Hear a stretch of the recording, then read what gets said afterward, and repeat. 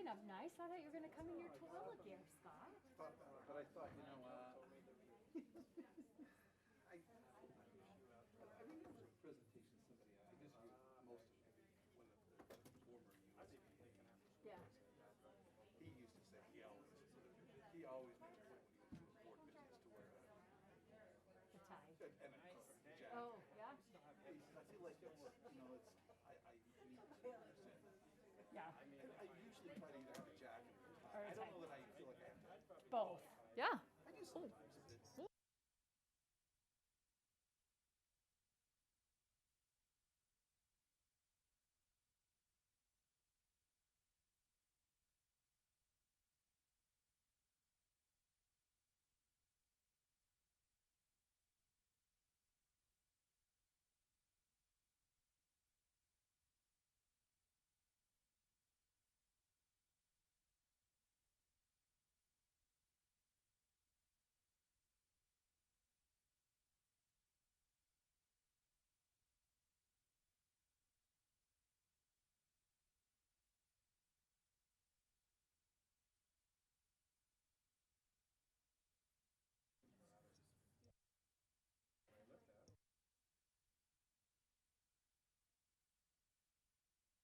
Okay.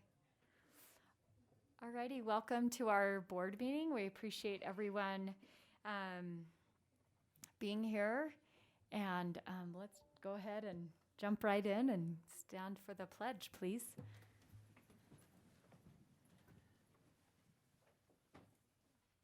I pledge allegiance to the flag of the United States of America and to the republic for which it stands, one nation, under God, indivisible, with liberty and justice for all.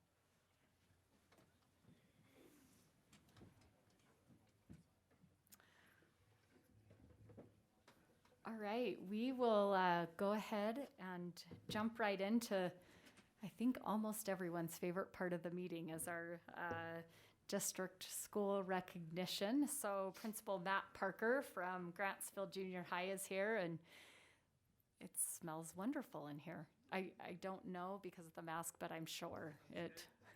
I'm sure it does. Okay. Yeah, thank you for this opportunity.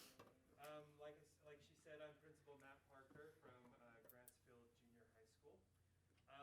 At Gransfield Junior High School, our motto is to care for, challenge, encourage students to be lifelong learners and build community of success. When I started 2 years ago, I interviewed all the staff members and talked to students and parents, and I call them the 3 C's: to care, challenge, and we're a community. And of course, we put that into the model. But it's three C's that we are very proud of at Gransfield Junior High. And we've had a great year, and we are very appreciative. We've done things from a pool party. We did the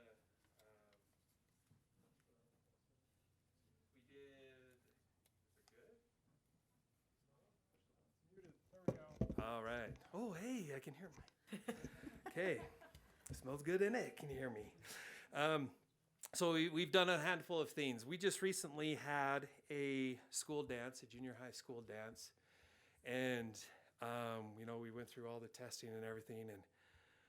And I got a little teary-eyed there at the end because we had all of our students, all those 120 of them were jumping up and down with their hands in the air, and they partying like they just don't care. But it was great. They were all dancing. The wallflowers were getting asked to dance, and it was a beautiful experience. So it's been a fantastic year. So at this time, I would like to introduce you to Maya Baker, our Student of the Month.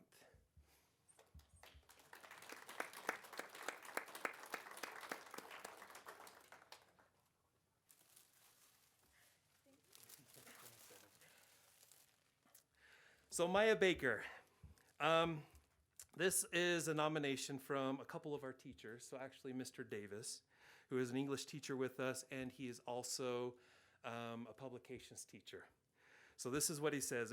It's with great pleasure to nominate Maya Baker for Falcon of the Month, or as we say here at the board meeting. If Maya were a Marine, she'd be chosen to be on the Marine Corps recruiting poster. Maya is dedicated to everything she does. She works hard and takes pride in her work.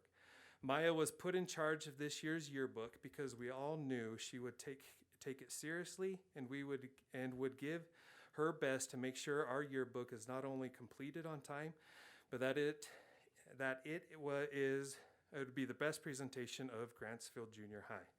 Maya is well liked by everyone with whom she interacts. She is kind and considerate to other students and is very respectful to all staff members. Maya also has a great sense of humor and always smiling. I have no doubt that Maya will be very successful in everything she does. If Maya wrote her own dictionary, she would not be able to define failure because she does not know what failure means. Finally, it truly has been an awesome experience working with Maya during this school year. You know, Mr. Davis, to add to this, he says, I don't even know if I need to teach the class because we have Maya in the class doing all that's necessary. And you maybe feel that a little bit, huh? And then lastly with her, I talked to Mrs. Powers because she saw that you were coming here tonight. She says, Maya is an amazing student. And if you're a student at Gransfield Junior High, the kids have to do ALEX to get math points. And Maya has completed all of her ALEX and is hoping to further that onto the high school. So ladies and gentlemen, Maya Baker. Maya, real quick, let's have you introduce your family. So right there in the back is my dad. Right next to him is my sister, and that's my mom. Thank you, Maya. Come up and Come on up this way. Maya, nobody is too old for a gift from the foundation.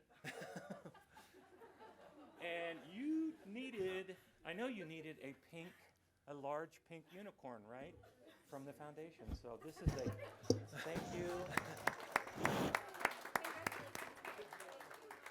Thank you, Maya. All right, next up, Nicole Carter.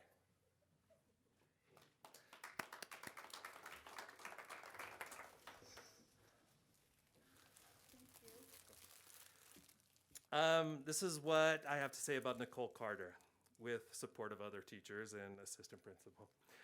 Nicole Carter has been a health and physical education teacher with Gransfield Junior High for 2 school years. Previously, in becoming a member of our school, she was an employee at Clark and Johnson Junior High School. As her first year at GJHS, she quickly became a fantastic asset to the school culture. She jumped right into her role of being a steward of learning. Students and parents immediately appreciated her classroom approach. She became a favorite teacher because of her drive for excellence, her desire to engage students, and her caring personality. The challenges of 2020-21 school year has not slowed Nicole. She has met every challenge with confidence and patience. She continues to help our culture by being the school's webmaster, technology lead teacher, and sharp survey coordinator. She took on an additional school-wide activity as the Falcon of the Month coordinator. I've been impressed with her poise as she's worked with struggling students. Students know she cares and that she wants the best for them. 2 instances in the past 2 months, Ms. Carter has had frustrated parents come in looking for answers. In each situation, Ms. Carter has been exemplary in her approach to help parents understand her desire to do what is best for the students. Her words, the words challenging, caring, and community is what makes our school the best. Miss Nicole Carter is each of these things. She challenges students to be better each day. She cares for fellow teachers and students. Also, she builds up those around her, making for a great community. It's with my pleasure to say that we have chosen Miss Carter as our Teacher of the Year.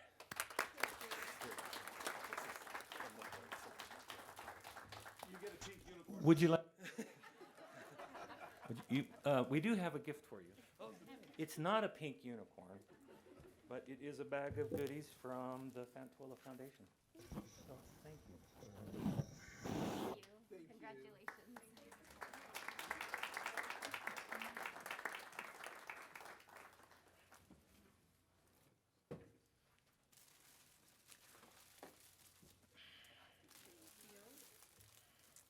All right, this is Althea Richards, our fantastic lunchroom manager.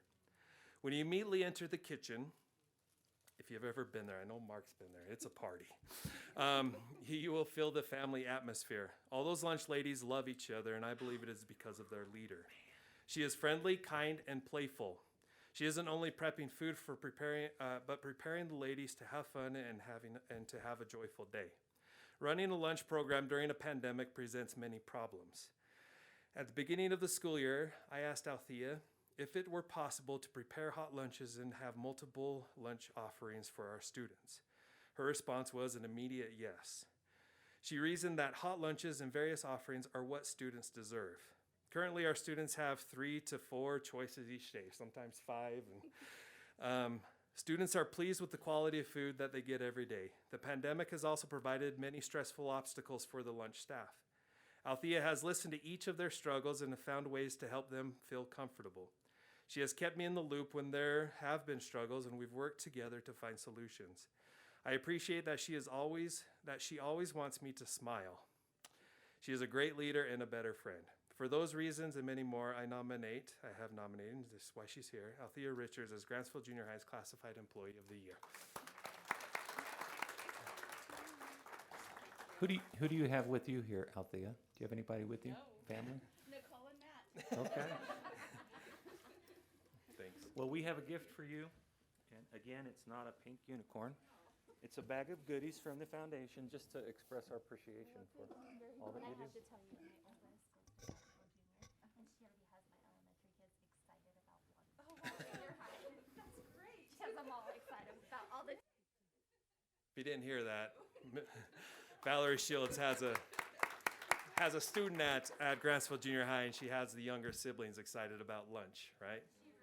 Yeah, it is exciting. When my kids see what we get for lunch options, they go, "Oh man, Dad." I say, "Well, you need Althea Richards." At this time, I'd like to turn the time over for our presentation from our SBO President, Avery Allred. She's got a PowerPoint presentation and then a video that she wants to show at the end. Avery.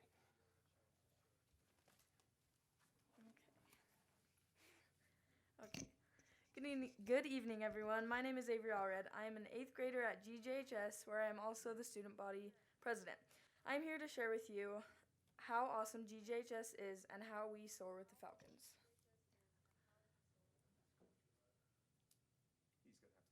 Oh, you're gonna have to? Gotcha. Okay. Okay, what makes our school so amazing? Our programs, our staff and our teachers, the students, activities and fun, and school jokes.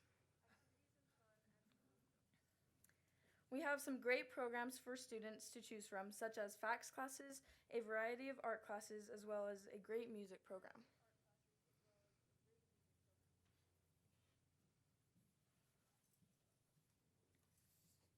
We also have a great CCR program and an awesome publications class.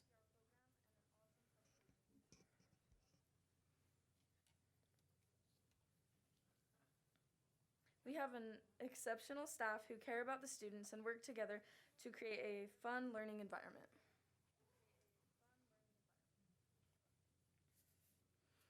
Our lunch ladies are amazing with their positive attitudes and a variety of delicious and nutritious foods. They definitely are a bright spot in our students' day. This year is difficult to provide some fun activities due to COVID-19. However, we were able to reserve the Farmtown Fun Corn Maze for all GJHS students. It was a great afternoon for those and all who had it was a great afternoon, and those who attended had a great time.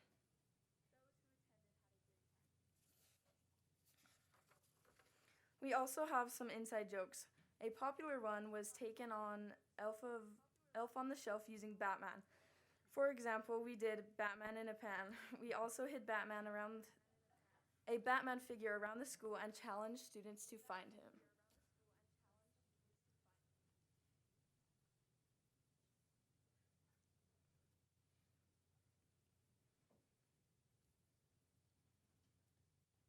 There's a video now.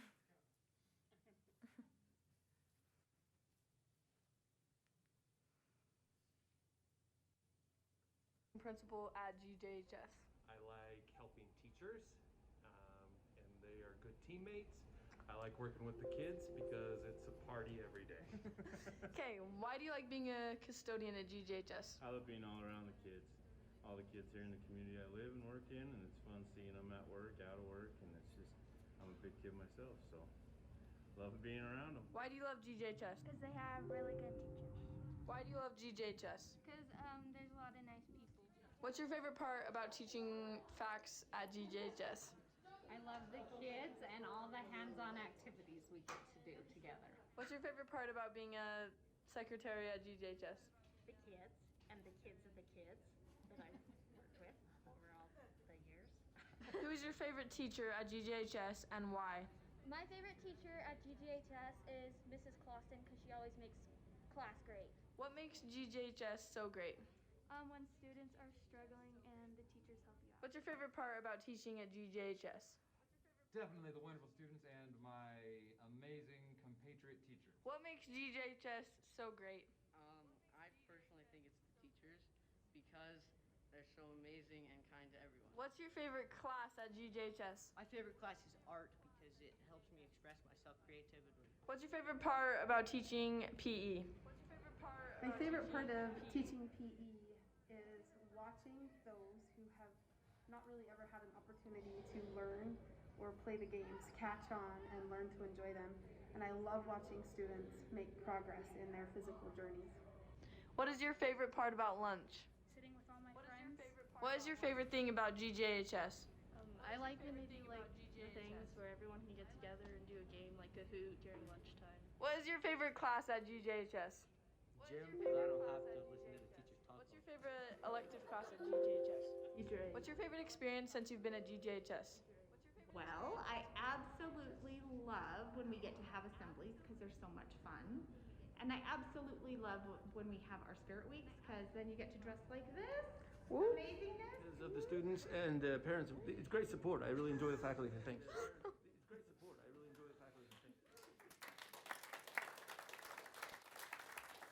In conclusion, my time at GJHS has been an amazing experience. I know most students have also enjoyed their experience as well. I would like to thank Mr. Parker and the school board and Dr. Rogers for this opportunity to share my thoughts on what makes Gransfield Junior High School an amazing place.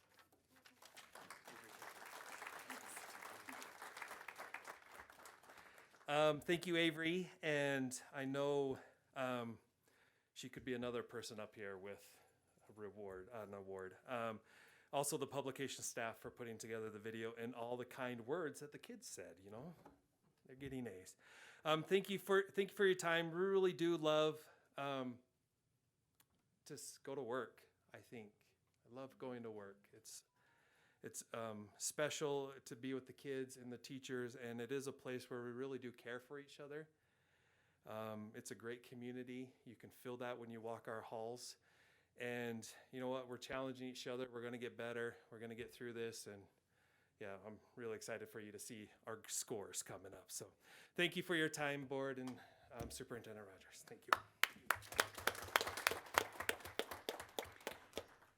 Thank you so much, Mr. Parker. It is, I walked the halls, I think, a few years ago. It may have been my first school visit, so I don't think you were the principal, but you can feel the community. Gosh, I get a little emotional with these kids, and junior high is a fun, awesome age, but it can be tricky, but those activities help those kids. It's awesome to see. So thank you for all you do as a principal as well and your leadership team. Oh man, that was so fun to see all of our schools. It's amazing. So thank you. We need to move on quickly.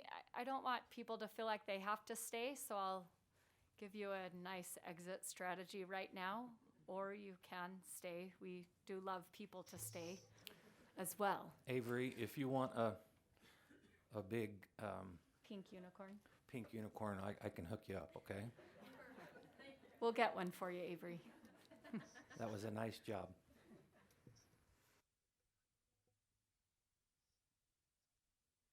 Okay, consider adoption of a resolution providing for the issuance of general obligation bonds and related matters. Lark, right? Yeah, we can, I'll get started here. It's not as exciting as pink unicorns as we've been talking about, but first item of business, we've had two people travel to be here and who help us out on that. So I've got Alex Buxton here from Zions Bank and Brandon Johnson, our bond attorney. And as they make their way up to the mic, in case you have any questions, I just thought, I know we've been through the process before. We got Bob and Valerie who have joined us this past year, but you heard the good news in November about our bonds passing. And basically, the way I look at it is, as we've been authorized to issue these $170 million of bonds, but in order to do that, we have to, that's why Brandon has drafted this resolution for us that authorizes us to actually, as I like to say, to get the cash to actually build the buildings when we issue the bonds. And so, we're not going to do that all at once. This was the first one. We had an original plan of $50 million. I think the intent was that happened to be half of a high school. I know we've changed the priorities on where they went, but we decided to stick with our original plan of $50 million. And so that's the resolution you have before you. But I thought it'd be a good chance for you to meet Brandon and Alex and ask them any questions you may have, whether it be about the about this resolution. So, did you want to say anything, Alex or Brandon? Then go ahead. Good evening. Can you hear me okay? Is that red button, is it red down there or green? Now it's green. Good. Now you can hear me. Do you mind if I pull this down just while I'm speaking, or would you like me to leave it up? Pull it down when I'm speaking is okay. Good evening, Tooele School District. Good to be with you again. It's nice to meet you, Valerie and Robert. I worked many, many years with your brother, so nice to meet you as well. I've been working with Tooele School District for quite some time now, and many of you are familiar with the bonding process. It's been about 4 years, I think, since the last time the school district issued a bond. And as Lark mentioned a minute ago, the district, of course, passed a bond election last November, which authorized you as a board to issue up to $170 million of bonds. We worked for a long time with Lark and with Superintendent Rogers and others to structure the bond issuances over the next several years, and had planned on issuing this first series of $50 million this year. And so we're at that point in time where now it's time to issue those bonds. So tonight is the kind of the first step, if you will, in getting that bond process started and going, and I'll let Brandon talk about the legal document, the parameters resolution that he and his firm have drafted on behalf of the district. One of the things that we'll be doing through this process is putting together a offering document, which is called an official statement.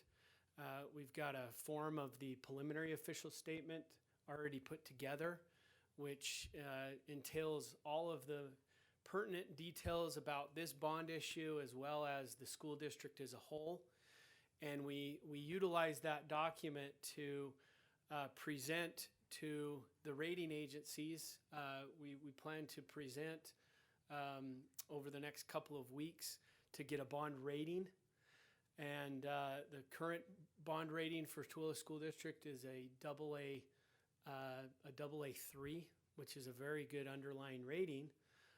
And on top of that, we plan to apply with the state of Utah to get the bond guarantee that school districts are eligible for, which actually increases your bond rating from a AA3, or we assume it's going to be AA3. We don't know yet what it will be, but somewhere in that category, and it will increase it up to AAA, which is important for you as a board and for your taxpayers to understand that, because there's no better bond rating out there than AAA. And the higher the bond rating, the lower the interest rate. And so It's a benefit that directly impacts your taxpayers because the lower the interest rate we're able to get, the less of an impact it is. And anyway, that's an important process that we will be going through. And in fact, tomorrow we have another appointment scheduled to review this preliminary official statement with Brandon, with Superintendent Rogers, with Lark, so that we can get that ready for the bond rating agency. So that'll be the next step after tonight. We also have put together a calendar of events, which is a timeline of when we want to issue the bonds. Right now, we anticipate selling the bonds around mid-May, so about 4 weeks from now is when we hope to sell the bonds, and close about 2 weeks after that. So by the end of May, first part of June, the district will have access to that first $50 million that you can start on your projects. That's kind of in a nutshell some of the highlights, and I'm happy to go into any more detail about the timeline or about the financing or the bonds if anybody has any questions. And if there are no questions, then what I'd like to do is let Brandon walk you through the parameters resolution that's on your agenda tonight. Any questions? I do just want to say there's actually 4 of us on the board that have not been through this process before. So this is, I appreciate the explanations, and you know, we're so grateful as a school board that our taxpayers passed our bonds so that we can build these schools. So anyways, thank you to our taxpayers and our constituents. Well, with that in mind, I'll go through the resolution in a little more detail. It is, I won't bore you with all the details because it's a little bit lengthy. And it's fairly standard, especially for school districts. There's no, it's fairly standard. This resolution, as Lark and Alex said, it authorizes the school district to issue up to $50 million of bonds right now. In the election, you have authorization up to $170 million, but that can be issued over a period of, or a number of years. So this first bond issue will be up to $50 million. And when I say up to $50 million, so one of the key things and key items that you're authorizing in the resolution are the parameters of the bonds. And basically the resolution says, as long as the terms of the bonds are within these parameters, the school district can move forward with issuing the bonds, and actually delegates authority to Lark to actually finalize the terms of the bonds.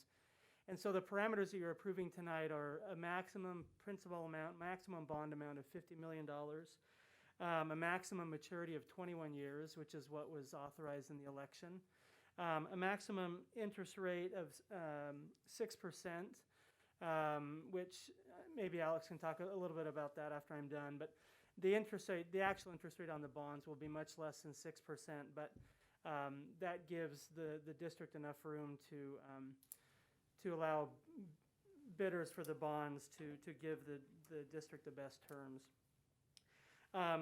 And so those are the parameters of the bonds. Along with this resolution, after it's passed, we will post a notice of bonds to be issued on the state public notice website and on the district's website, notifying the public that the district intends to issue bonds.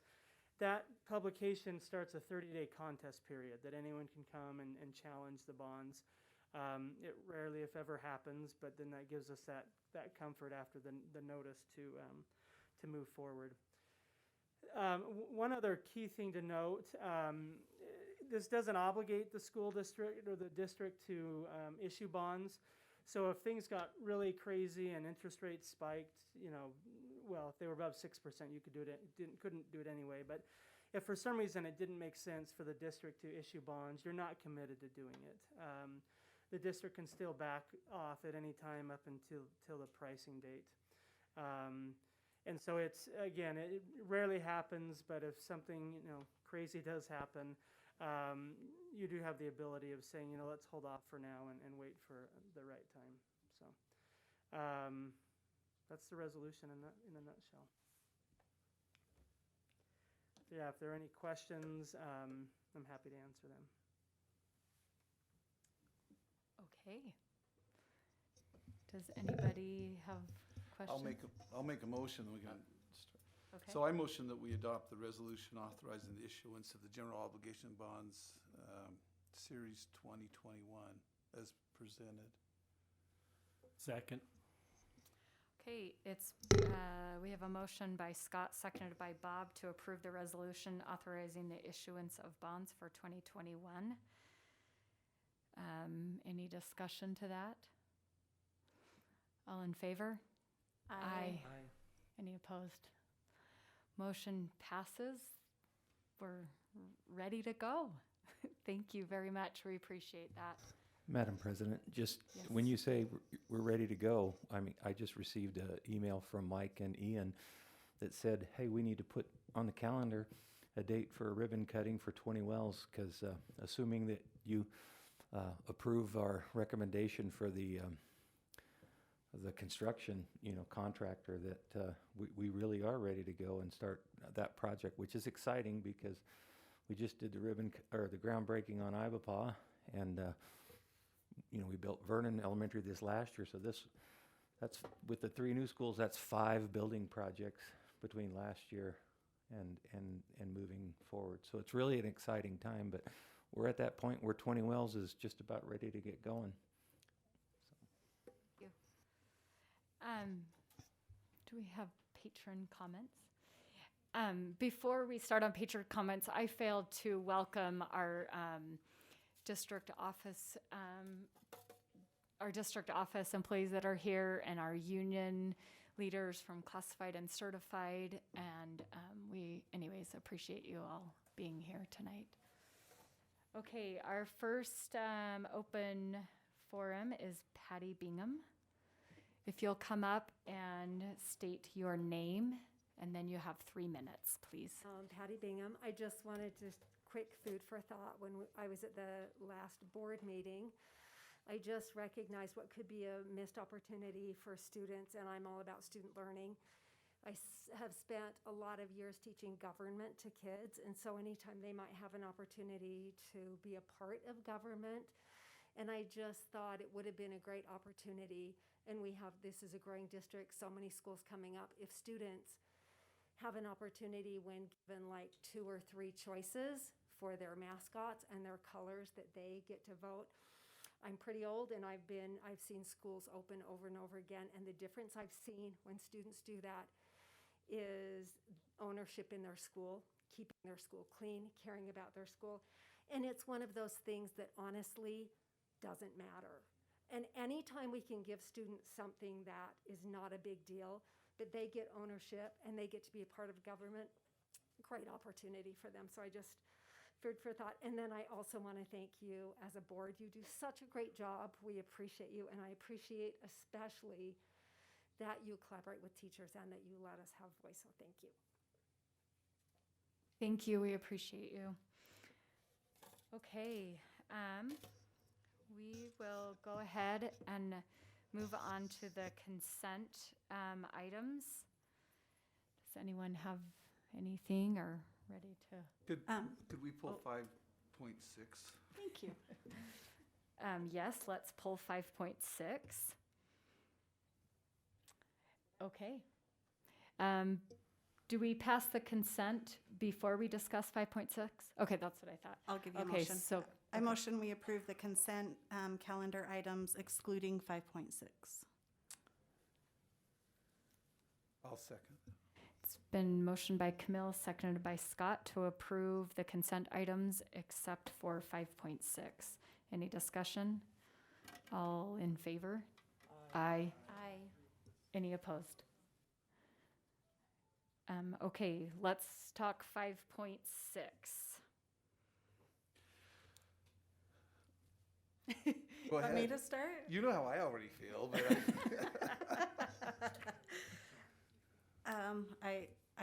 I have a guess of how you feel, but can we talk about out-of-state travel? I know we need to approve this. I'm assuming that that's what your concern was. my concern is that there's 2 out-of-state travel for one group. for one school. And I thought I don't remember what we decided. We've gone back and forth on out-of-state travel, and especially for meets and those kind of things. So I have some heartburn about that. I recognize the cost associated with that with parents, and I just want to be sensitive. And also, I want to point out that there is cost associated with the district. Dolene, when you came and presented the fees, and now I'm doing this from my head, and so correct me, but it was 200 and how much? So $250,000 last year that we've spent on students for fee waivers. And so if a student qualifies for free lunch, we're obligated to pay for them to go on these 2 out-of-state trips. And as a district, we spent $250,000 last year on those. I think and there were no out-of-state trips. So if there's out-of-state trips, it's because we had the door kind of closed on it because of COVID. So my point is, it's costing parents a lot of money, and it's costing our district a lot of money. And I just have heartburn about that. And so that's why I asked to pull it, and I just wanted to share that. So my concern is similar to yours, but a little bit different. So, and I know I actually asked Dr. Ernst about out-of-state travel last meeting, and we hadn't quite approved it, but we have some kids that have qualified for FFA nationals over the summer, and they need to start enrolling. No, some of the CTE, not FFA's not until like November. Right. Oh, I'm sorry, just CTE. Mm-hmm. Thank you. But they need to find out if they can go or not soon, because I think, anyway, they have to enroll by the end of the month. But some of those conferences are being held virtually and in person. And so I know a lot of our kids want to go because they're qualifying for nationals and they want the experience. And I think we need to have a discussion of whether or not we are allowing these students to attend these activities. Okay, let's do Dr. Rogers and then Mr. Gallons. We were asked by leadership to put the discussion of student and staff travel on the April 27th work session. And so that was the plan. Certainly we could talk about it now if that's what you wanted to do as well. It wasn't really on as an agenda item, but it is on the 27th. And we do need to, update our, COVID handbook and some of those things that we put a cautionary, travel on. I will say, Camille, if it's virtual, we don't want them to travel. So if they can get that experience virtually, if it's fully online, then there should probably not be travel on the district's or the taxpayer dollars. We've experienced that this year specifically. I will also it's my recollection that when we talked about the cross-country trip, it was at the time either a trip to St. George or a trip to Boise, which the board felt was at the time very similar as far as the mileage. And so I know in the past we've treated that Boise trip for cross-country as a quasi in-state, if you will, because it wasn't significantly longer than going to St. George. So that's just my recollection on how we did that. But I do agree that we have tried to limit to one out-of-state trip because, we've got the issue with fees and just the cost for parents. But that was my recollection, is that we approved that in the past because it was viewed as either that or they would go to St. George to run. That's all. So in the past, Hold on just a second. Bob and then Valerie. Thank you. Sorry, Val. Well, in light of what the superintendent talked about and having that on the next agenda, what I would propose is I move that we table this action until after the next meeting so that we can have the discussion and, kind of come up with the parameters, because I know we've talked about changing some of the out-of-state travel requirements and things like that. So again, I move that we table this item. I'll second that. Is there any discussion to that motion? Val, do you want? No, I'll save what I had to say or ask Okay. for when we discuss it. That sounds great. Okay. So this is a motion. So it's been motioned by Bob, seconded by Scott to table this 150-mile contest until we discuss it at the April 27th work meeting. All in favor? Aye. Any opposed? Motion passes. Thank you. Okay, we're on to item 6.1, Business Administrator's Report. Lark Reynolds. All right. Thanks. I apologize. I forgot that there was, so thanks for pointing that out, Melissa, that it was good we had Alex and Brandon here as a little bit of review. I told them too, and I forgot there was 4. It's been that long since we issued our last bond, so that was good. I think you did a good job walking through that. But I just had 4 items I thought I would talk about that have been on my mind of late, and just thought it'd be a good idea that we maybe they're more planting a seed or just talking about them for the board, but thought we'd just go over some of the things that have been on there, and hopefully you saw them in there. It wasn't until today, so when you look through this, it just had some topics, but I finally got the full PowerPoint up there, so hopefully you can see it on your devices. But the first thing I wanted to talk about was the bonuses that were issued this year. And I say that because of plural.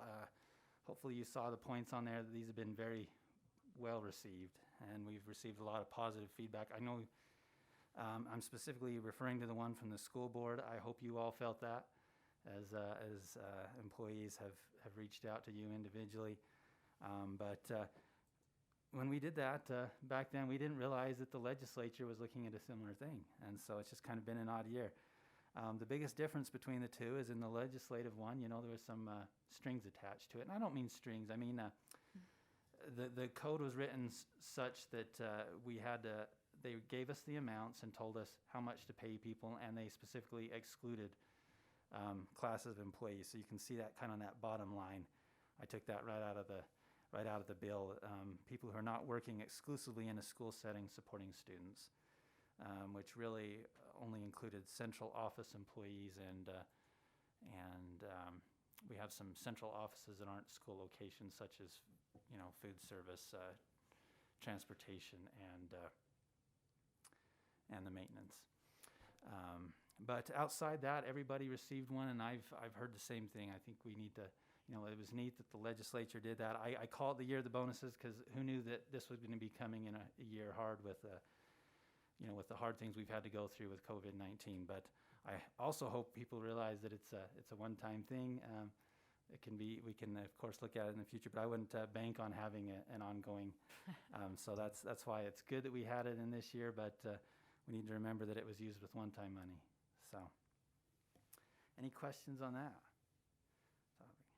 Good, I'm glad you, and so thank you for your efforts in leading that way if I haven't told you. So, as far as the business policy updates, I talked about this a few months ago, and it's taken me that long to just get the first round to Jackie, and I'm working currently on this second group I have in there, but just wanted to, gee whiz, I forget, Jackie, as you looked at it, but it's been years since they've been looked at. I know I forgot the date that was in there, but it was probably closer to 2000 than it is to our current date. And so we went with the model policies that, as you know, our attorney, Patrick Tanner, has drafted, because the School Boards Association also has him. And so I thought I'd talk about it in groups. You're going to have the first ones that you're going to see today, which I think are positive, because you can see that we took these old policies. There's at least 17 old policies can now be consolidated down to 7. So it took some of the old policies only had one sentence in there, and now we've made them a little bit longer, consolidate them down to 7. I kind of like that tweak. And then I was proposing that we move an investment one that we made years ago, and we invested some money in the Zions account because it's not as liquid as the others. We have a Zions investment account that they invest in some corporate notes and things like that take longer to convert to cash. So we came up with that policy, and so we just thought we'd move it right after these budgeting and reporting updates would be a good spot. My intent in the future, just so you know, we're going to have the second group where now it gets longer. I just wanted to stress that. We had a current policy 3017 was our procurement policy, and you can see it's gonna get much wordier. The 3009 to 3021 being the proposal from the model policies.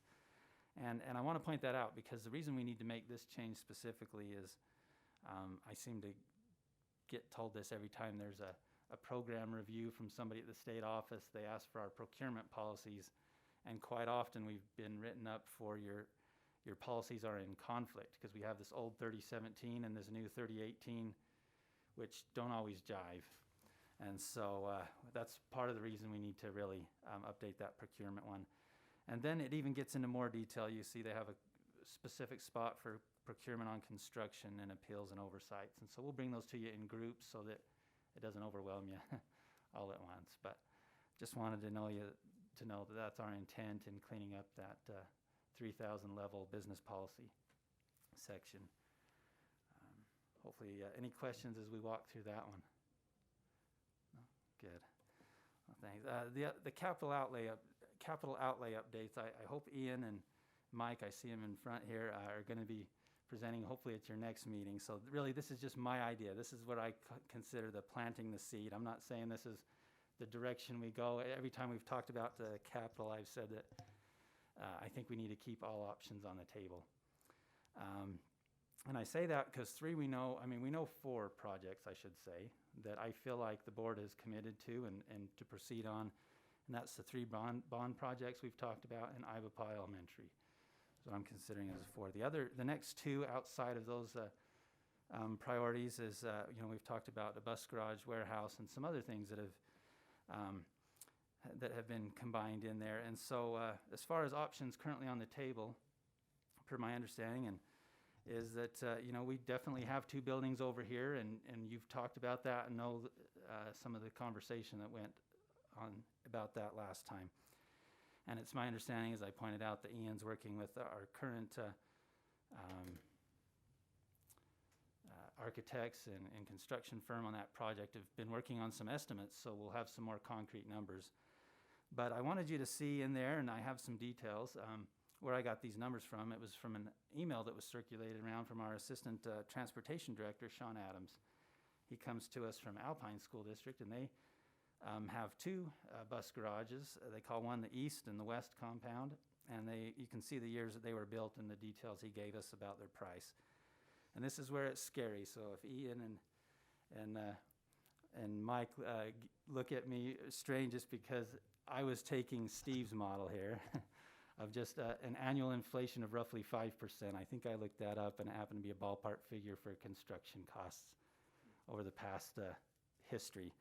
And so I did my best to say, well, if we took that west compound, just because it was easier from around the 2016 date, from Alpine, and said if we built a similar one now, of course we don't need 152 parking stalls. That might be a little large, but it didn't have a shop in there, so something we would need.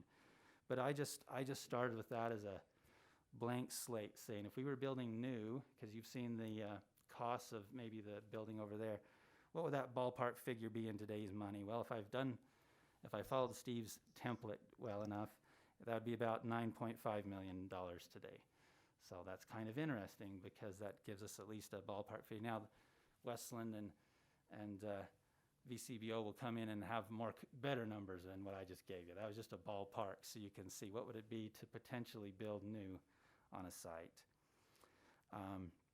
Then, of course, there's been other things that we've talked about, whether that be office space, IT data center, food service, etc. Now, the thought is we could put them in a big project and make it larger and the scope larger, or other thoughts are we can break them out and do them at separate times. You've heard me say probably, and will in other meetings when we talk about this, is that we've already got 3 large projects that we're building. And if there's additional space in any of those projects, it makes sense why you already have the construction company there to maybe add on.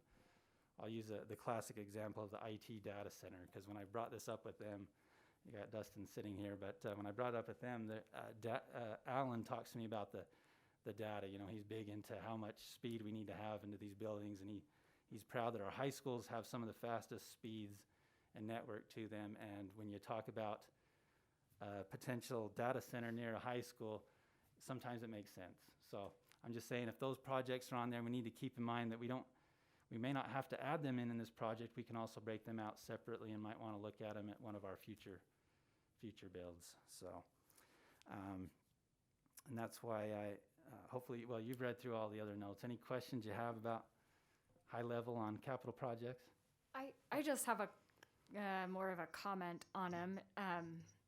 You know, sometimes as either school board members or taxpayers, constituents, or even teachers, or I mean, really everyone in our community, we want to know why they're building a bus garage and it doesn't have direct impact on students. That's some of the comments, right? I just want to remind everybody, it's not just the schools that teach our kids, and there has to be operations involved. And all of us look at this and it's heartburn to be like, but it's not a teacher we're hiring, or it's not a building that our kids are going to be in. But the bus garage is very, very important, and the IT is very, very important in this day and age. So anyways, I appreciate all that everyone's doing. And if anyone has any questions, our construction people, Ian and Mike, are very knowledgeable and can answer any questions for people. And Lark, you know, the money guy can direct you to whoever. And please know that us as a school board is very cognizant of the taxpayer money, and we want to make sure that the entire district can run, and we have to have all of these things besides a school. So anyways, I'm sorry, I just think it's so important for us to be reminded of that. So sorry. Can I just add, you know, our current bus facility is a nice facility, but it's woefully inadequate for the number we have. And of course, as we grow with numbers of schools and numbers of bus routes, we're going to have more buses. Right now, we've tapped that out. We've got buses parked all over the place because we don't have a yard where we can, you know, keep those engine block heaters and other things like that. I mean, we'll work through these details and give you the best information we have about, I mean, we don't necessarily have to have canopies over our buses. We don't right now.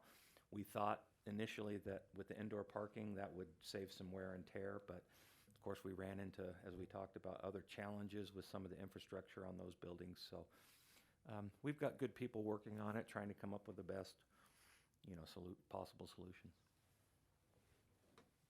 That's great. To piggyback along with that, I didn't actually put this in the PowerPoint, so you don't have these numbers in front of you, but I want to look at the capital projects budget, and now realize that last year it ended with $39.8 million we had in our reserves for capital projects. 4.1 of that is investments in MBA bonds that are sacred. So I backed them out. I've also thought we need to back out $20 million, and that's just to stay safe. You know, there was some talk that were these big projects we're talking about, are they 190 million or are they 70? We want to have a little reserve. So if we back out that 20, that leaves about 15.7 million to talk about these miscellaneous projects that we're referring to. Now, of course, I didn't back out IBAPA from that. We know what it's going to be. So that shows you about what we need to look at. But a good thing I wanted to point out for incoming money is that next year we actually are going to receive more money from the state to the capital outlay program. Now, that being said, I treat it as one-time money, but we had a large influx next year, which will help with some of these projects. So just wanted you to keep those numbers in mind. If I recall right, we're getting about $7 million from them, so which is nice. So that could be, in theory, IBAPA Elementary, you know, and with a little bit left over. So things to prioritize and talk about in our future meetings. Like I said, planting a seed. So the last thing I wanted to talk about, and believe me, this is a big project. Not these construction projects. They're great to work with Ian and Mike. I know that they have their work cut out with them with all those projects because there's only so much they can physically and do and be in so many places at a time. So not only do we have to be cognizant that we need these for growth, but we also have to realize that we got to take them a step at a time too, and space them out. A lot of priorities and needs. Well, another one that's come up is that we've talked about is a student information system, and I just wanted, because in case you saw the early agendas, maybe this is more for those who were following the early agendas, saw that we had an RFP on there and it was out for approval. As a matter of fact, you may have seen that we had an agenda item, but we decided to pull it. And so I just wanted to tell you why, and hopefully you're able to read through that there. But the committee met, they had a decision. In full transparency, we even reached out to a vendor and told them you had it, and some others did not. And so it was kind of odd when we actually got looking into the cost section. We had some doubts with it, and that's what we were going to bring to you to approve as a board. But because internally, just talking district administration, as we looked at it and reviewed it, we just didn't feel comfortable bringing it to you at this stage. And so we pulled it because we had questions on the cost specifically. We were afraid that we weren't comparing them apples to apples and that it could affect the scoring in this case. And so this is maybe not the first time for us, but we don't do this every day, but we decided to issue a best and final offer, as they call it. So we reached out to the 4 vendors, and I had to apologize to all 4 of them, actually. Had to apologize to all 4 of them and said, we want to relook at this. And all of them have been good to work with so far and have been gracious. And so what's going to happen is they have a few weeks to give us the costing, and then we're going to redo the costing and look at it. But it's a big decision for us because we've been using the state software for years, Aspire, and you can't beat it, speaking financially, because its cost is zero. The state maintains it.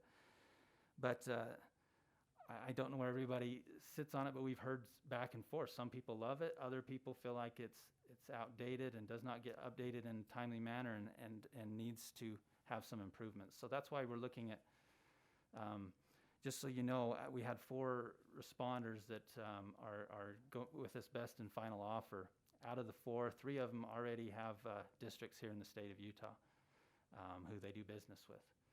So that's good for us because we can reach out. We have some colleagues we can talk to. We can see the pros and cons, why they decided to switch, for example, if we decide to do this. Because the largest, in my opinion, the largest information system we have as a district, or we house, is our student information system. That stores all their records, the parents' information. There's a lot that goes into that, and it affects so many people. And so that's why it's a big project. It's a big decision for the committee, and just wanted you to know why, in case you saw it early on, why it's not on this agenda, why it got pulled, and keep your eye out for it in the future because it's large enough. We'll have to bring it to you, of course, for final approval if we are to move away from the Aspire system. Of course, I tell everybody in this process that we don't have to. We're going to do what we feel like is best for our district, but so that could be a recommendation just to stay where things are at. But the flip side to it is there also may be a potential that we could switch if we feel like one of these other companies can offer us better service and a better solution. So any questions on that system, anything? No? Okay, well, thanks everyone. Thank you, Lark. We appreciate all you do. Okay, 6.2, Director of Security and School Safety Report, Mr. Jeff Wyatt. It's been a long or short year. I never thought I'd follow Pink Unicorns and the Money Man, though. It kind of makes it hard on me to entertain you. I asked Mrs. Pitt, I said, how long should I take? And she said, Jeff, stick with 50 minutes. So I said, okay, I'm good to go. Just kidding. I think we'll go much less, so just so you're aware. Yeah, exactly. So I had 70 slides, but I knocked it down to 9, so, just to make it more fun. What I thought I'd do is just go through really quick. This job is kind of morphing and changing. It's not a real old position. Mr. Small had it before I did. and now I'm here. But the good thing about this job is I get to interact with everybody. You know, I'm constantly picking Ian's brain or Mike's brain or superintendent or whoever, trying to figure out what we need to do. So this first slide shows all the different things that we have been incorporated into the district over the years, and we just went back to 2014. So these are all different. These are like tools in a toolbox. They help with whatever situation. So just thought I'd put those up there, and then I thought I'd highlight a few of them. There's no way to go through them all. Do I hit the right button? Is that what I hit, Justin? Oh, there we go. Cool. Okay, so when it comes to well, let me back up a little bit. We want the students to feel physically safe, emotionally safe, because otherwise they're going to struggle with learning, right? So, and then social, everything comes into play. So this is one of the aspects of making or helping students feel safe is the social emotional learning piece. One of the things we use is the second step program. Most of the older board members are familiar with it. And then we started to use the Rethink Ed up there, as you can see. The nice thing about these programs is it tries to build connectedness and bring the whole school together. We also started to bring in restorative practice. Superintendent's got some experience with this quite a bit. So this helps to improve kids to learn how to, and employees to improve relationships so that everybody can get along better and understand. Sometimes we get students that don't know how to solve a problem, and if I disagree with you, I'm going to punch you in the face, and that's not how it works. So, it really helps in that regard too. It also helps to build a healthy community because, as we all know, the schools are a community, and you know, we're owned by the taxpayers. So, the next slide is more about restorative practice. The training that we're doing. All the staff members in 9 elementary schools and 1 high school have been trained, and then this year we hope to have at least 2 elementary school staff members and start to keep expanding because it takes time to make these things work. Next one, parents as partners, that's another aspect of all of this. It's a little older program. It's been around for a while. This is a great program, help parents understand the school better, help parents understand parenting better, but again, it also helps the school. And then the different topics, you can see just an example up there. Safe UT app, this was pushed really hard several years ago. I thought you might want to see some of the statistics up there. One thing that's been surprising to me is I've been directly involved with 6 tips that, had we not intervened, I'm sure they would have done something to themselves. So this is a great tool. You can see there were 69 tips on suicide, 34 on cutting, 27 on depression, 20 on bullying, 15 on drugs, and 15 on mental health. That's just the top 6. You can see the number of chats that have been there. University of Utah helps with this immensely. They've called, I'm sure they've called other people, but they've called my house at 2 or 3 or 4 o'clock in the morning saying, you got to find this kid. And so we track them down to try to help them. So it's a great tool. The next one is some of our partnerships. We partner with emergency management. We're also members of the LEPC, it's called, Local Emergency Planning Committee. These are all monthly meetings. We started with our own emergency planning meetings, and you can see the members there, and there are goals.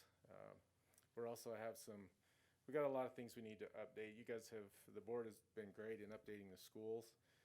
For years we had a lot of old buildings that had a lot of security issues, and we've narrowed that down greatly. And now we've only got a few that really have some big security problems. So, and we'll keep working on those. As you know, the safety and security assessment was conducted. This was started long before I came on board. I think Mr. Garcia, and I don't know if Ian was involved in this, but it's pretty comprehensive. It's a great book. It's my type of book because there's actually pictures in this book. So it's not all just wording, but identify specific problems that we can address, and we're addressing them with capital outlay and we'll continue to address them as we go so that the kids are safe. We also have a great partnership with the local law enforcement. We have the SROs, which are invaluable. The hope would be eventually to expand that a little bit more, but it really helps. One aspect of that is a lot of students that grow up hearing that police officers are the bad guys. Now get to interact with the police officers and realize they're good people and they're just trying to do their job. So, and keep us all Can I add safe. something, Jeff? One of the interesting bills, and of course we haven't had our session on post-legislative, which we'll plan next year, but was changes again to what resource officers could do and to how they can interview and the oversight that administration has to take when school resource officers. If you've seen across the nation, there's actually some movement to defund, cops and not have police presence in schools. We are very blessed to have very good resource officers and agencies that are we haven't seen that problem here, but it's just interesting to look at what's happening nationally when some are calling for, some revisions on what SROs can do in the schools. And it's not really designed to be a gotcha. It's more of a preventative effort than our resource officers don't do a whole lot of criminal investigation. They're more administrative and safety and security as opposed to criminal. But there's very interesting discussions going on now about the role of law enforcement in schools. They're very critical because if you ask the silent majority of the students, they appreciate having them around. The ones that don't want them there are the ones that just don't want to come around and play nice in the sandbox, so to speak. So great group of people. This next slide is our favorite subject. We all look forward to talking about COVID pretty much 24 hours a day. But this is some of the things that we've conducted this year. Obviously, there's a lot more to this because there are many, many people involved in this. Mr. Jackson helps with this. Mrs. Pitt helps. We've drug her out, and we tested 140 junior high kids in an hour.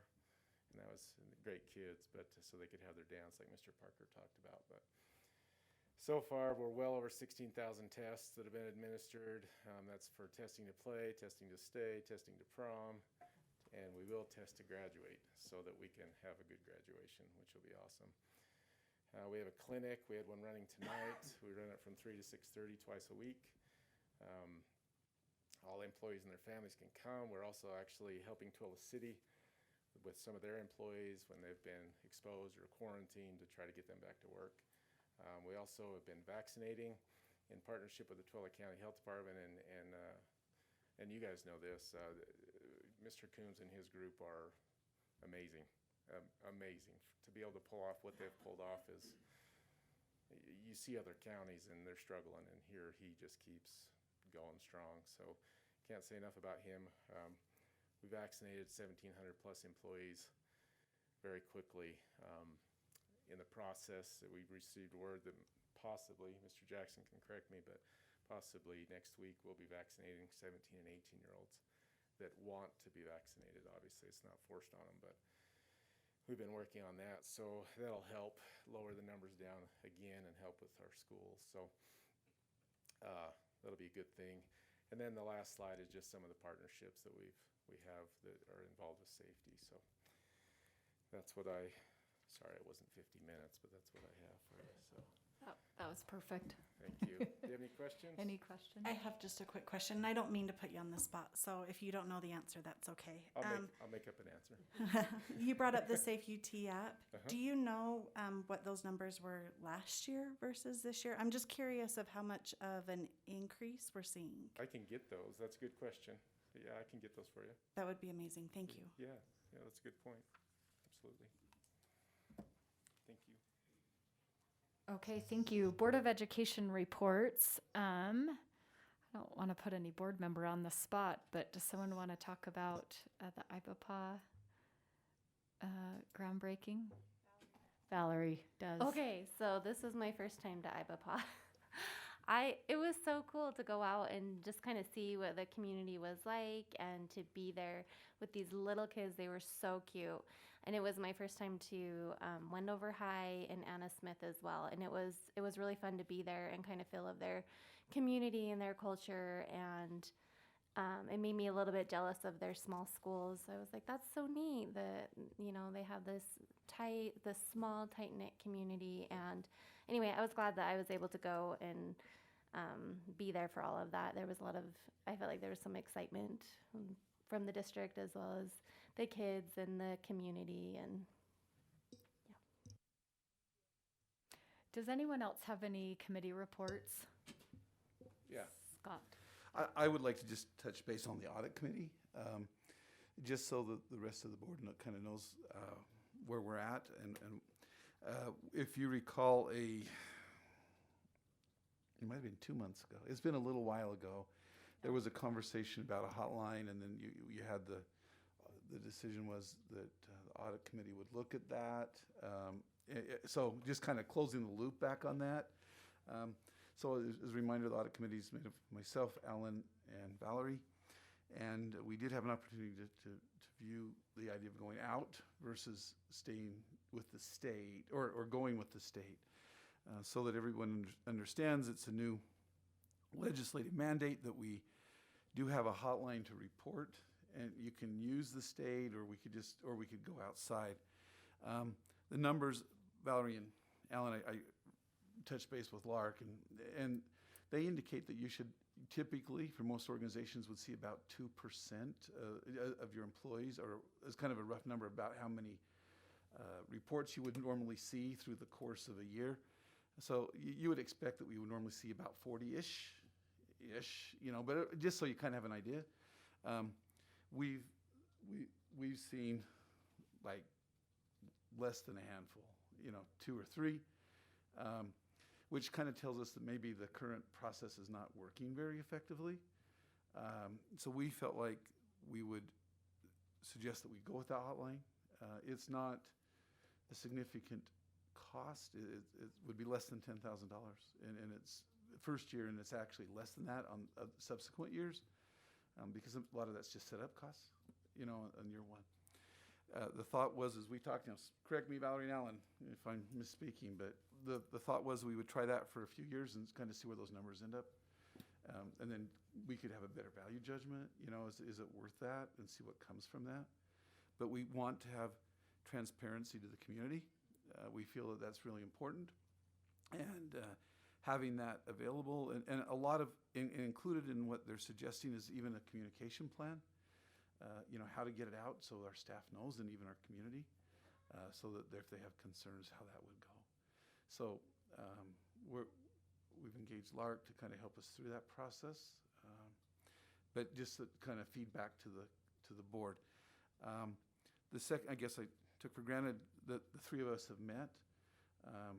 There has been some new training that came out we received it like the end of November, maybe the first part of December last year, training on the audit committee. And there is one module that's required of all board members. I will forward that on to you, the link. If you could do that and let President Rich know, that would be great. It's about 45 minutes long. You can watch it at double speed, and it can make it half as long, and you'll get just as much out of it, I promise. We recommend it highly, but you can watch the full 45-minute version, and that's fine too.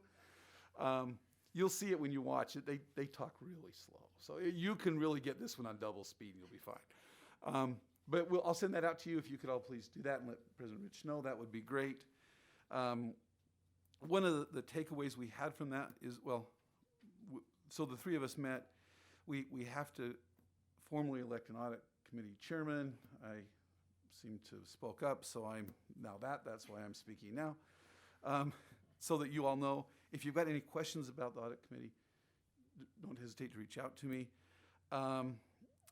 And we've changed our approach a little bit. And Superintendent Lark, I copied you as well. Previously, the audit committee was there were quite a few folks attending.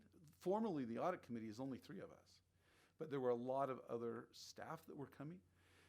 As we watched the training videos, it was pretty clear that we shouldn't be doing that. It really should be just the 3 of us, and then as appropriate, probably mainly Lark kind of being our, boots on the ground kind of person, but, we would engage them, but the feeling was that, as you watch those videos, and you're welcome to watch all of them, I'll send the link so you can watch them all if you're really bored one night.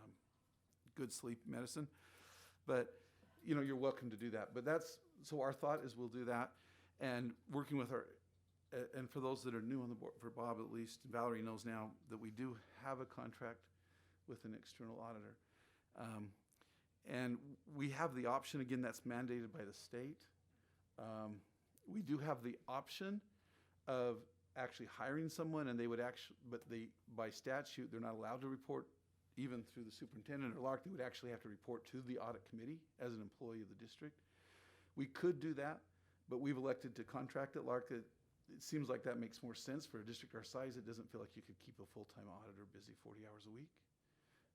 But we could do that if, as the board feels, that's always an option, right? But it's, in some ways, I think it's kind of nice that we have an external, because they do other districts as well, and so they can kind of leverage some of those findings, and kind of some of their learnings, and they can share. So, and the last point is, understand that this is not necessarily financial always. It's more of kind of policy and process audit. This is not in place of the annual audit. So we actually, the auditors that come and issue our financial reports annually, and it's a different company. And these guys are really looking at kind of processes, and, they've done an IT audit, they've done an HR audit, they've done, those kind of things. So it's not always around finances, it's around compliance to law, just keep us out of trouble, those kind of things. So I hope that just kind of a quick kind of an update on the audit committee and who we are and what we're trying to accomplish. So we're going to try to meet a little bit more often, but we're probably going to do it more virtually. It seems to work into our schedules. Alan and I will do it during lunch or something, while we can just call up and do those. So, and Valerie's been pretty flexible with us. So anyway, in a nutshell, there you go. If there's any other questions, or holler at me if there are, whenever. Call me and we can talk through it. Okay? I was just wondering if anybody wanted to comment on any of their NSBA sessions. We did attend virtually I did from my office in here, and got 5 or 6 sessions in. We had the National School Boards Association trainings over last Thursday, Friday, and Saturday. And there were some, actually Jeff would be excited. Sean Acor was the keynote speaker, Happiness Advantage on Saturday. And of course that's a very relevant and very good message. But there were also some real, if you look overall at the sessions, equity is a big issue in funding, and also racial and diversity, that kind of, and of course 21st century technology and online learning and Wi-Fi accessibility or hotspots for students. That was a big topic across the board. But that's just my takeaway. It was very helpful, and I did appreciate the virtual. We didn't have to take to travel, and you could just do it from your office here. So. I'll just echo what the superintendent said about the conference. It really was great, and that speaker, he did an amazing job. I really enjoyed listening to him. I focused a little bit on the same, I think, sessions as the superintendent, except for I focused more on some of the board training and what our role is versus operations and the daily operations of the school district. So it was just interesting to kind of get more of an idea of what the role of governance is versus getting more involved with the weeds and the day-to-day stuff. But with that being said, I have really enjoyed the last couple of days, because like everyone mentioned, yesterday was IBAPA and the groundbreaking, and then today was the Tooele High softball field. So it's just fun to be a part and seeing all the fun things that are coming and happening, and just being a part of all of it. So. Thank you. It's been a busy little while. Okay, let's move on to our action items. Michael Garcia, award of the general contractor bid for the 20 Wells Elementary School.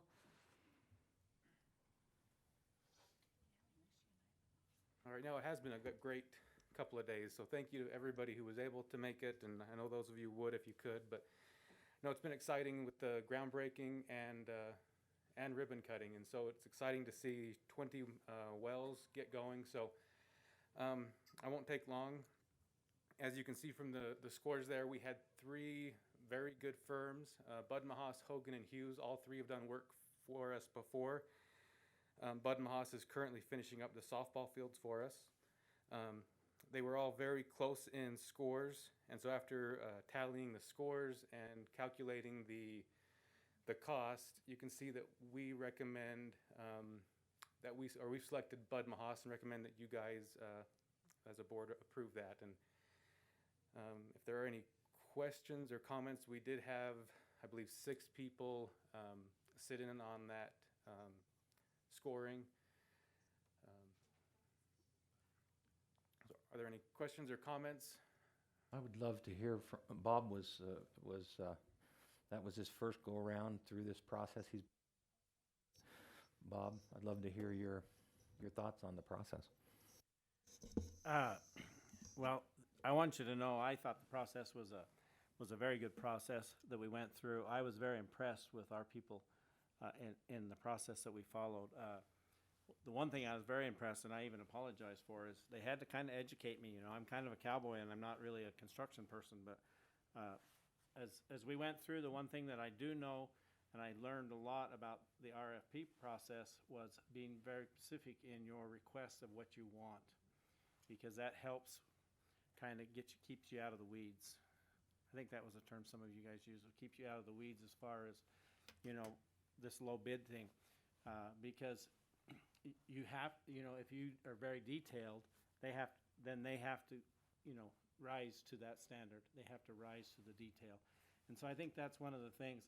I think Ian and Mike done a fantastic job on this, and I do appreciate it.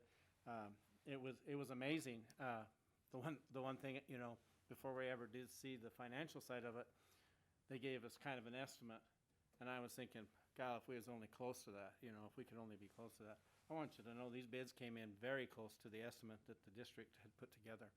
And so they've done their homework, and they've done a very good job on that. So thank you. And we were honestly a little bit afraid. I mean, the initial budget was 20 million, but just explain, Mike, this is not including FF&E. Is that correct? That's correct. Okay. Right, so this is construction cost of the building alone. So everything that we'll pay to the general contractor is included in this. But there is the furniture, there is some utility fees. We've got to get power to the site that's not part of the contract that we have to pay to Rocky Mountain Power. So there is some additional fees that we've kind of sent what Steve had prepared before. We have just kind of some percentages that we've normally set aside as part of the construction project. So we've sent that to LARC.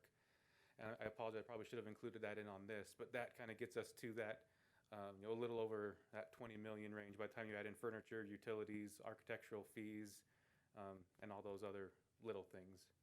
Mike and Madam President, has there been any discussion with Grantsville City on waiving impact fees? So far, they have not. I think we're good to go with them unless they've changed their mind. This was part of the President's Park subdivision, and so where we were kind of lumped in with that, they've signed off on the plans as is, and so they haven't approached us with any sort of additional fees. We may want to double check that so it doesn't come back, because we've had lots of discussion with them about the impact fees. And I'll double check with them, but yeah, I've talked to them about that and asked if there was anything else, and it was a while back, but at that time there wasn't anything else that they were requiring of us. Well, it's going to be great to see dirt moving and construction gearing up at 20 Wells. Okay, I'm looking for a motion. Madam Chair, I move that we approve Bud Mahas Construction as the general contractor for the 20 Wells Elementary School. I'll second. We have a motion by Bob, seconded by Valerie, to approve Bud Haas as the general contractor for 20 Wells Elementary School. Any discussion? All in favor? Aye. Any opposed? Motion passes. Thank you. Thank you guys very much.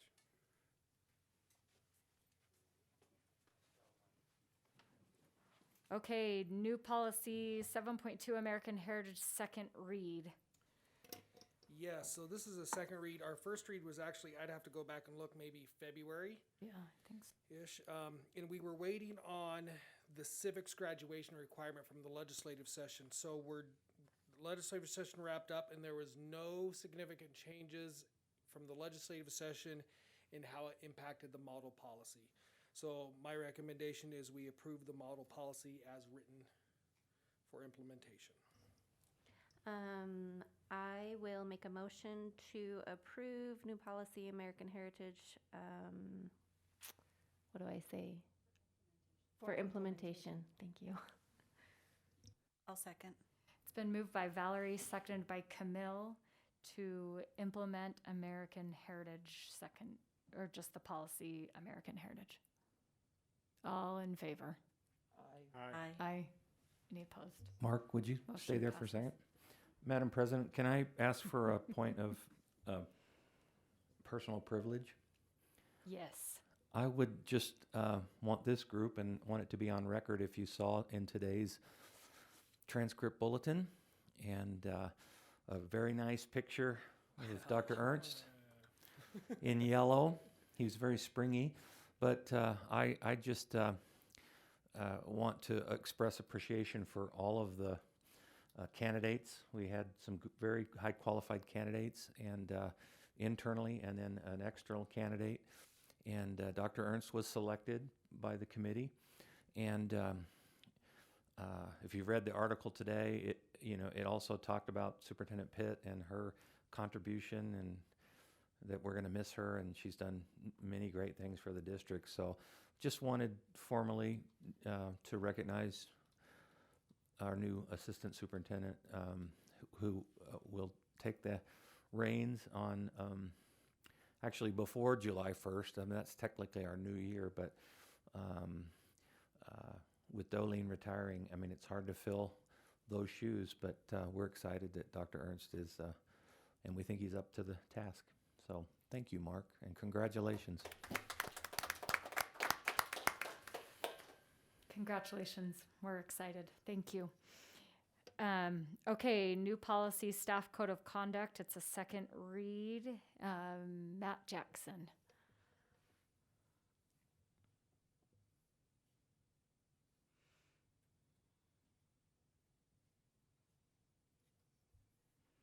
So our recommendation would be that you approve this, and I'll stand for any questions that you have on it if there are any. We went over it for the first read last month.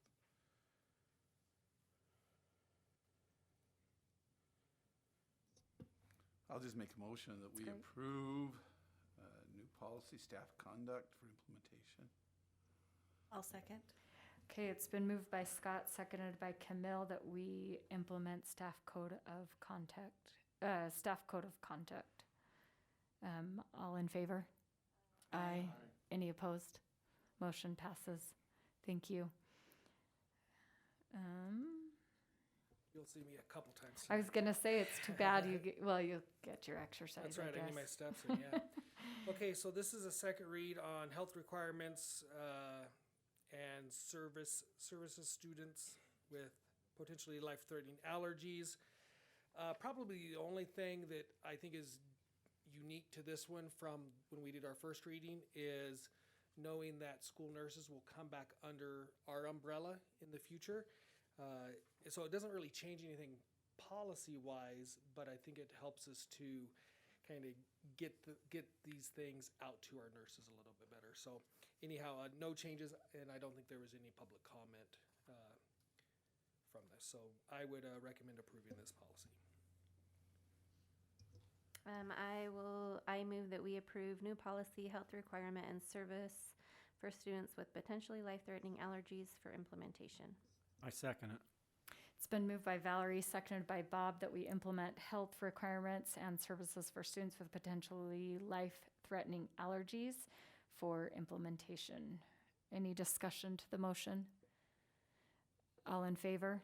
Aye. Aye. Any opposed? Motion passes. Okay, 7.5, sexual harassment. Rebecca Hall. Okay, so this is our second read on these two policies, the student policy and the employee policy. We did revise some of the beginning wording in both of those to make sure that they were very clear because they are separate between the employee and the student. But other than the beginning wording, nothing has changed since the first reading. So are there any questions? I'll make a motion. Can I group them together or? Okay. I move that we approve new policy, sexual harassment, student policy, and teacher policy, employee policy for implementation. I'll second. It's been moved by Valerie, seconded by Camille, that we implement sexual harassment student policy and sexual harassment employee policy for implementation. All in favor? Aye. Any opposed? Motion passes. 7.7, deletion of policy 6031. So in this policy, the two new policies cover everything that was in this policy. This policy also covered a few other issues of bullying and harassment that are covered in additional policies. And so it really kind of clarifies and defines the different harassment that's happening. And so we felt that this policy is no longer needed because all of these are addressed in separate individual policies. Madam Chair, I move that we delete and retire the 631 sexual harassment policy. I'll second. It's been moved by Bob, seconded by Valerie to delete policy 6031, sexual harassment. All in favor? Aye. Any opposed? Motion passes. Thank you, Rebecca Hall. I meant to say Becca, but you know. New policy vision screening. This is a first read.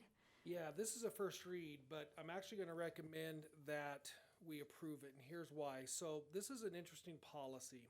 So we took the model policy, and the model policy tells us to refer to health department guidelines. And so then what we did was we found the health department stuff and we melded it all together into one document. The majority of, and basically that's the majority of the policy is what we follow by the health department. So the state model policy part says follow your health department, and so that's what we put in there. The only tricky thing in the future about this policy is going to be making sure that when the health department changes a procedure, changes something in their policy, that we then make sure we implement it in our policy, because that's really who we liaison with for this policy. So a lot of this has to do with special education, so it'll probably be a combination of our special education director, then also Mr. Wyatt. But because of the uniqueness of this policy, in working with the health department, there's nothing we would change in this policy by going to a second read. So my recommendation would be to approve it. Okay. Mr. Rogers. I can wait till, after the discussion on this. I just wanted to add additional information, but I don't know if you want to do it now or after you entertain a motion. Will it change the way someone makes a motion? No, it's just, it's just quickly. Regarding our relationship with the Utah School for Deaf and Blind, I had never heard of the 3% rule. And I got a call today from Joel Coleman, who's the superintendent there. And one of the, consequences or unanticipated of growth is that any district above 20,000 has to pay for the services from the Utah State School of Deaf and Blind. Now that we can still contract with them, but I learned today that we needed to budget 2.5 FTE in our next budget because back in 2007 is when this was put into place, and districts said, hey, we want to do our own thing with our deaf and blind students. So we're working through that. I was just notified today, but I thought that was very interesting that, historically when districts have gotten big enough, in Canyons, for example, I called their superintendent. They still contract with USDB, but some of the larger districts don't do that, and they're able to hire those deaf or blind teachers. We'll still plan on next year contracting with USDB because we just don't have access to that employee pool at this point in time, but just to let you know. So just a question, Superintendent. So it will be the Utah School of Deaf and Blind that will do the screening? Who does the screening? Who does the actual screening? So we do the screening in conjunction with our local health department for this policy. So like the school nurses? Yeah. Correct. Okay. It's if they've been on their screening and then they're testing, if they're considered blind or partially blind, then those services come out of the School for Deaf and Blind. So. Correct. Okay, with that, I'll motion that we approve the new policy of vision screening for implementation. It's been moved by Scott, seconded by Alan to approve the new vision policy screening. Did I say that correctly? The vision screening policy. All in favor?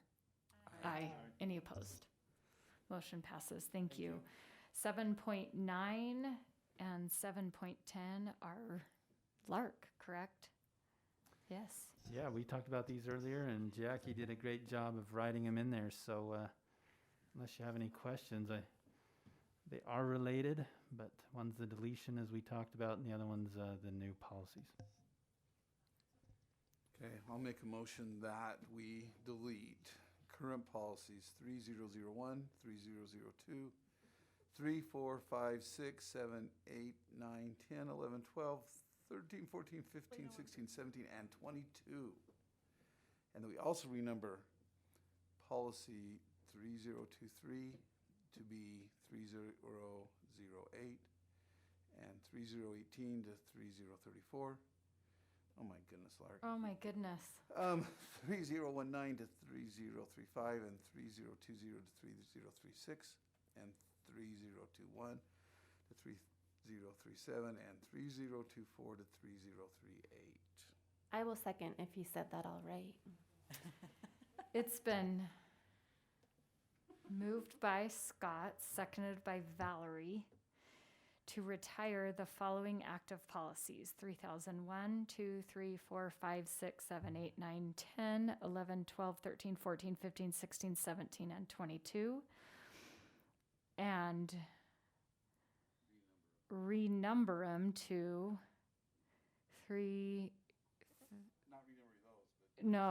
renumber the current policy 3023 to 3008, 3018 to 3034, 3019 to 3035, 3020 to 3036, 3021 to 3037, and 3024 to 3028. Any? Very good. Any? Okay, no. All in favor? Aye. Any opposed? Motion passes. Lark, how do you feel? Great. Okay. All right. Let's move on to 8.1, revised policy 5023, release time classes for religious instruction. Joanne. Hold on. Hold on. You've got to do 710. Oh, 710. So, Oh. but how about I just make a motion here real quick? Okay. Maybe I can make this easier. How about we just adopt policies 3001 through 3007 as presented? Second. It's been moved by Scott, seconded by Bob, to adopt 3001 to 3007 as presented. All in favor? Aye. Any opposed? Motion passes.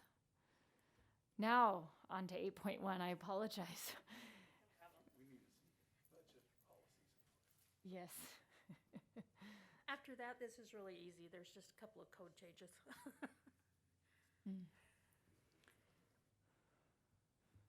Does anyone have any questions? That's all that changed. We just referenced the updated code. Yes. State code. Okay. Well, I'll make a motion. Do you need a second reading? No. Okay. I'll motion that we adopt the revised policy 5023, release time classes for religious education. Second. Moved by Scott, seconded by Bob to approve release time classes for religious instruction policy 5023. All in favor?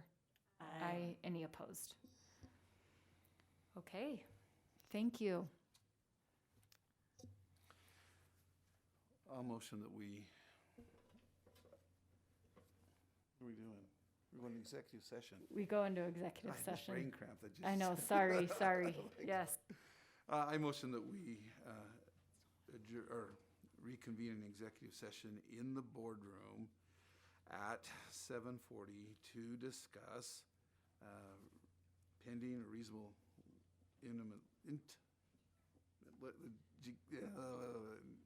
litigation, purchase, exchange, or lease of real property, collective bargaining, and character or professional competency or physical or mental health of an individual. Second. It's been moved by Scott, seconded by Alan, to move into executive session. Roll call. Valerie. Aye. Scott. Aye. Joy. Aye. Oh. Alan. Aye. Aye. And I say aye. That's it? Is that what I say? Okay. Everybody. Thank you.